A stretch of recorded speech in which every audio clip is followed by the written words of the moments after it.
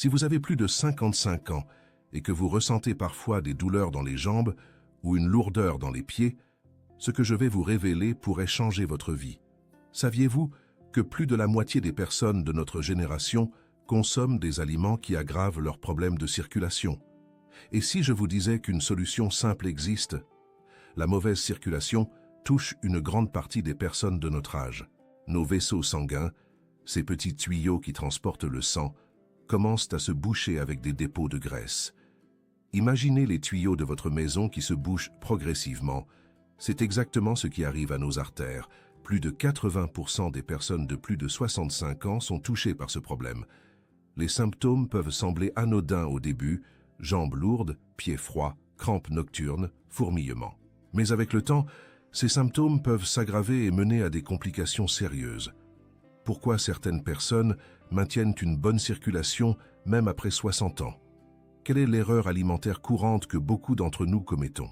Et quels sont ces aliments que nous devons éviter pour protéger notre circulation? Restez jusqu'à la fin pour découvrir ces réponses. Avant de commencer, abonnez-vous et activez la cloche. Dites-nous dans les commentaires d'où vous nous regardez. Commençons maintenant. Pour comprendre pourquoi certains aliments sont néfastes pour notre circulation, il faut comprendre comment fonctionne ce système. Nos vaisseaux sanguins sont comme un réseau de routes pour le sang. Quand nous mangeons des aliments riches en mauvaise graisse, en sucre raffiné ou en sel, ces substances se déposent sur les parois de nos vaisseaux comme du calcaire dans les tuyaux. Ces dépôts rétrécissent le passage du sang. C'est particulièrement problématique dans nos jambes car le sang doit remonter contre la gravité. Des recherches ont montré que notre alimentation joue un rôle considérable. Les choix que nous faisons à chaque repas peuvent améliorer notre circulation ou l'aggraver. La bonne nouvelle, c'est qu'il n'est jamais trop tard. Même si vous avez déjà des symptômes, modifier votre alimentation peut faire une vraie différence. Maintenant, parlons des aliments que vous devriez vraiment éviter si vous voulez protéger votre circulation. Je vais vous présenter une liste détaillée qui va vous aider à faire de meilleurs choix au supermarché et dans votre cuisine. Chaque aliment que je vais mentionner a été identifié par des études médicales comme potentiellement problématique pour les personnes ayant des difficultés de circulation. Aliment numéro 1. Les pâtisseries et les gâteaux industriels. Ces produits contiennent 3 ennemis majeurs de notre circulation. D'abord, des graisses saturées qui s'accumulent dans nos vaisseaux. Ensuite, des graisses trans, qui sont les pires types de graisses pour notre cœur. Ces graisses augmentent le mauvais cholestérol et diminuent le bon cholestérol. Enfin, ces pâtisseries sont chargées de sucre raffiné qui provoquent des pics de glucose. Ces variations brutales endommagent les parois de nos vaisseaux et favorisent l'inflammation. Quand nous consommons régulièrement ces produits, nous donnons du carburant au processus qui bouche nos artères. Si vous prenez un croissant chaque jour, essayez de réduire progressivement. Commencez par limiter ces plaisirs à 2 fois par semaine. Votre circulation vous remerciera. Aliment numéro 2. Les pommes de terre frites et tous les aliments frits. Le problème vient de la préparation. Les huiles de friture sont souvent réutilisées plusieurs fois. Chaque fois qu'une huile est chauffée, elle se dégrade et produit des substances nocives. Ces substances sont comme de petites particules toxiques qui se collent sur les parois de nos vaisseaux. Elles accélèrent le vieillissement de nos artères. De plus, les aliments frits absorbent énormément d'huile, ce qui signifie beaucoup de graisses saturées en une portion. Ces graisses vont augmenter votre cholestérol et vos triglycérides. Les recherches montrent que les personnes qui consomment régulièrement des aliments frits ont un risque plus élevé de problèmes cardiovasculaires. Si vous aimez les pommes de terre, préférez-les cuites au four avec un peu d'huile d'olive ou bouillies. C'est beaucoup plus sain. Aliment numéro 3. Le pain blanc et les produits à base de farine raffinée. Beaucoup d'entre nous ont grandi en mangeant du pain blanc à chaque repas. Mais le pain blanc n'est pas le meilleur choix. Le problème, c'est qu'on a retiré toutes les parties nutritives du grain de blé. Il ne reste que l'amidon, qui se transforme très vite en sucre. Quand nous mangeons du pain blanc, notre taux de sucre monte en flèche. Cette montée déclenche une production massive d'insuline. Quand ce processus se répète plusieurs fois par jour, nos vaisseaux en souffrent. Les parois des artères deviennent inflammées. De plus, le pain blanc ne contient presque pas de fibres, essentielles pour maintenir un cholestérol sain. Les fibres aident à capturer le cholestérol et à l'éliminer. Sans fibres, notre corps absorbe plus de cholestérol. La solution est simple, remplacez le pain blanc par du pain complet. Au début, mélangez les deux si le goût vous semble trop fort. Avec le temps, vous apprécierez le pain complet. Aliment numéro 4. La pizza commerciale et les plats préparés. Les pizzas de restaurant ou surgelées combinent plusieurs problèmes. La pâte est faite avec de la farine blanche raffinée. Le fromage est riche en graisses saturées et en sel. Une seule part peut contenir la moitié de notre apport quotidien en sel. Le sel fait monter la tension, ce qui met une pression sur nos vaisseaux déjà fragilisés. Les garnitures comme le salami ajoutent encore plus de graisse saturée et de sel. Ces viandes transformées contiennent aussi des conservateurs qui contribuent à l'inflammation. Une pizza commerciale est vraiment une combinaison de tout ce que nous devrions éviter. Si vous aimez la pizza, faites-en une version maison avec une pâte complète, beaucoup de légumes et une quantité modérée de fromage allégé. Vous pourrez profiter du goût tout en prenant soin de votre santé. Aliment numéro 5. Les produits ultra transformés. Ces plats tout prêts sont chargés de sucre caché, de sel excessif et de graisse de mauvaise qualité. Les fabricants ajoutent du sucre dans presque tout, même dans les sauces tomates ou les soupes. Ce sucre caché s'additionne sans que nous le remarquions. Certains plats contiennent jusqu'à la totalité de notre apport quotidien en sel en une portion. Pour les personnes ayant des problèmes de tension, c'est très problématique.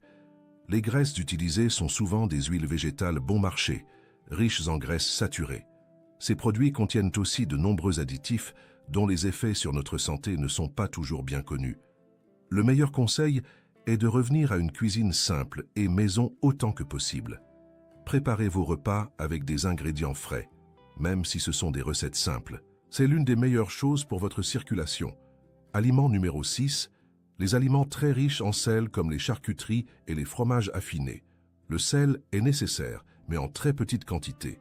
Les médecins recommandent de ne pas dépasser 2300 mg par jour. Et pour les personnes ayant des problèmes de tension, la limite devrait être plus basse. 100 g de jambon peuvent contenir jusqu'à 1000 mg de sodium. Les fromages affinés sont aussi très riches en sel. Quand nous consommons trop de sel, notre corps retient plus d'eau pour le diluer. Cette eau supplémentaire augmente le volume de sang, ce qui fait monter la pression. Avec le temps, cette pression endommage les parois de nos artères. De plus, l'excès de sel peut rendre notre sang plus épais, ce qui rend la circulation plus difficile. Les conserves sont aussi très salées, car le sel sert de conservateur. Si vous utilisez des conserves, rincez-les à l'eau avant de les consommer. Pour les charcuteries et fromages, consommez-les avec modération, comme des petits plaisirs occasionnels. Aliment numéro 7. Les légumes verts à feuilles si vous prenez des anticoagulants.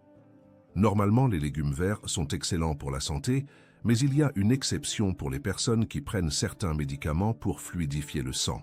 Des légumes comme le chou frisé, le chou de Bruxelles, le brocoli et les asperges sont très riches en vitamine K. Cette vitamine joue un rôle dans la coagulation du sang. Certains médicaments anticoagulants fonctionnent en bloquant la vitamine K. Si vous consommez de grandes quantités de ces légumes, vous pouvez réduire l'efficacité de votre médicament. Cela ne veut pas dire que vous devez complètement les éviter, mais maintenir une consommation stable et modérée. Le problème survient quand vous en mangez de façon irrégulière. Si vous prenez des anticoagulants, parlez-en avec votre médecin. Il pourra vous conseiller sur la quantité que vous pouvez consommer sans risque. L'important est de ne jamais modifier votre traitement par vous-même. Aliment numéro 8, les graisses trans et les graisses saturées en excès. Les graisses trans se trouvent dans les produits industriels, les margarines de mauvaise qualité, les biscuits et les aliments frits. Ces graisses augmentent le mauvais cholestérol, tout en diminuent le bon cholestérol. C'est la pire combinaison pour nos artères. Les graisses saturées se trouvent dans les viandes grasses, le beurre, la crème et les fromages. En petite quantité, elles ne posent pas de problème, mais en excès, elles contribuent aux plaques dans nos vaisseaux. Des études montrent que remplacer 5% de nos calories de graisse saturées par des graisses insaturées peut réduire de 25% le risque de problèmes cardiaques. Pour identifier les graisses trans, regardez les étiquettes. Pour réduire les graisses saturées, choisissez des viandes maigres et des produits laitiers allégés. Utilisez l'huile d'olive pour vos cuissons. Ces changements simples peuvent vraiment aider votre circulation. Aliment numéro 9, les sucres raffinés et les boissons sucrées. Le sucre blanc, les bonbons, les sodas, les jus industriels contiennent des quantités importantes de sucre rapide. Quand nous consommons ces sucres, notre glycémie monte très rapidement. Notre pancréas doit produire beaucoup d'insuline pour faire baisser ce taux. Si ce processus se répète trop souvent, nos cellules deviennent moins sensibles à l'insuline, un état appelé résistance à l'insuline. Cette résistance est le premier pas vers le diabète de type 2. Le diabète est un facteur majeur de risque pour les problèmes de circulation. De plus, l'excès de sucre endommage directement les parois de nos artères et favorise l'inflammation. Les boissons sucrées sont particulièrement problématiques car elles apportent beaucoup de calories sans aucun nutriment. Un verre de soda peut contenir, équivalent de 8 à 10 morceaux de sucre. Si vous buvez régulièrement des boissons sucrées, remplacez-les par de l'eau ou des tisanes. Pour les envies de sucré, préférez des fruits frais qui contiennent aussi des fibres et des vitamines. Aliment numéro 10, l'alcool en quantité excessive. Je ne dis pas que vous devez complètement arrêter l'alcool si vous aimez un verre de vin de temps en temps. Mais il est important de comprendre ce que l'alcool fait à notre circulation. Quand nous buvons, notre foie doit le transformer pour, éliminer. L'une des substances intermédiaires est toxique pour nos vaisseaux. Elle endommage les parois de nos artères et favorise l'inflammation. L'alcool augmente aussi notre tension, surtout quand il est consommé régulièrement. De plus, les boissons alcoolisées sont riches en calories vides, ce qui peut contribuer à la prise de poids. Le surpoids aggrave les problèmes de circulation. Les recommandations suggèrent de ne pas dépasser un verre par jour pour les femmes et 2 verres pour les hommes. Mais pour les personnes ayant déjà des problèmes de circulation, il serait préférable de limiter encore plus.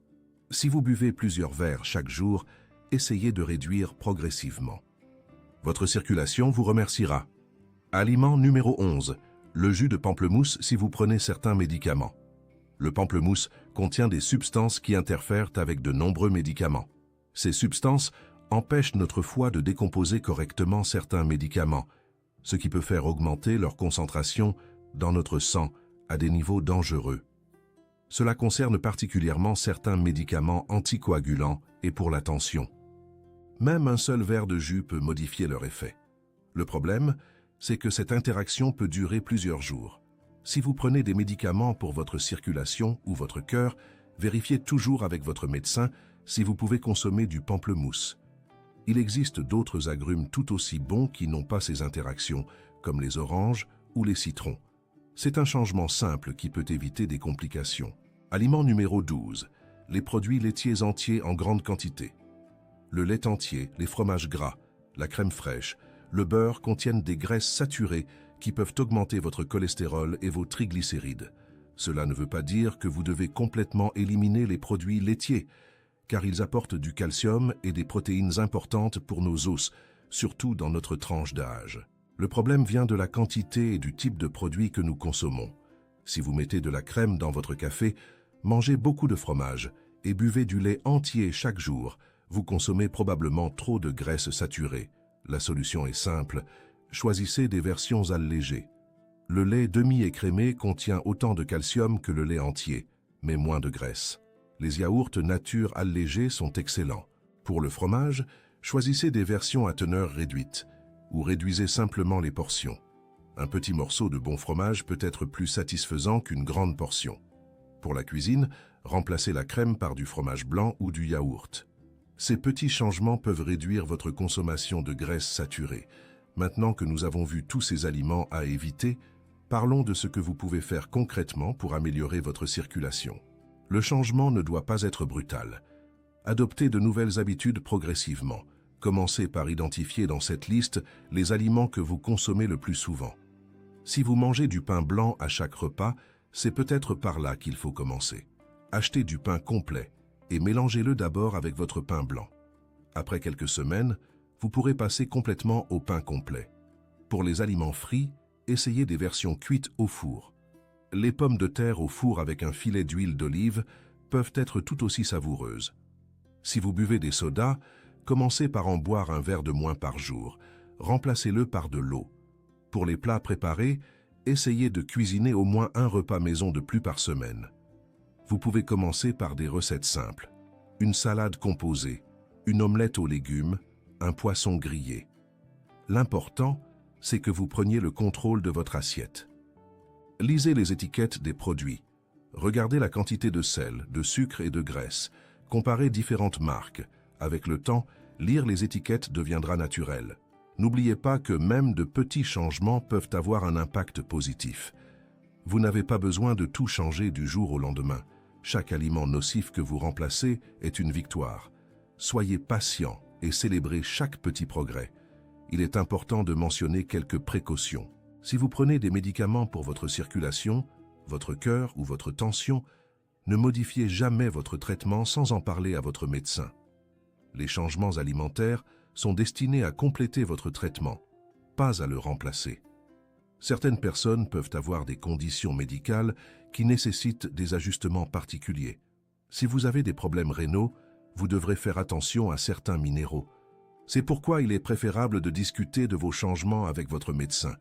Si vous ressentez des symptômes nouveaux, comme des douleurs dans les jambes quand vous marchez, des plaies qui ne guérissent pas ou un engourdissement persistant, consultez rapidement un professionnel. Ce contenu est purement éducatif et ne remplace en aucun cas l'avis de votre médecin. Ne modifiez jamais un traitement sans accompagnement médical. Merci d'avoir pris le temps de regarder cette vidéo jusqu'au bout. J'espère vraiment que ces informations vous aideront à faire de meilleurs choix pour votre santé circulatoire. Si vous avez trouvé ces conseils utiles, n'hésitez pas à mettre un petit pouce bleu pour soutenir notre chaîne. Nous aimerions beaucoup connaître votre expérience. Alors laissez-nous un commentaire pour nous dire si vous avez déjà remarqué une amélioration de votre circulation en changeant certaines habitudes alimentaires. Partagez cette vidéo avec vos amis et votre famille qui pourraient aussi bénéficier de ces conseils. Vous remarquerez que nous avons 2 vidéos sur l'écran maintenant.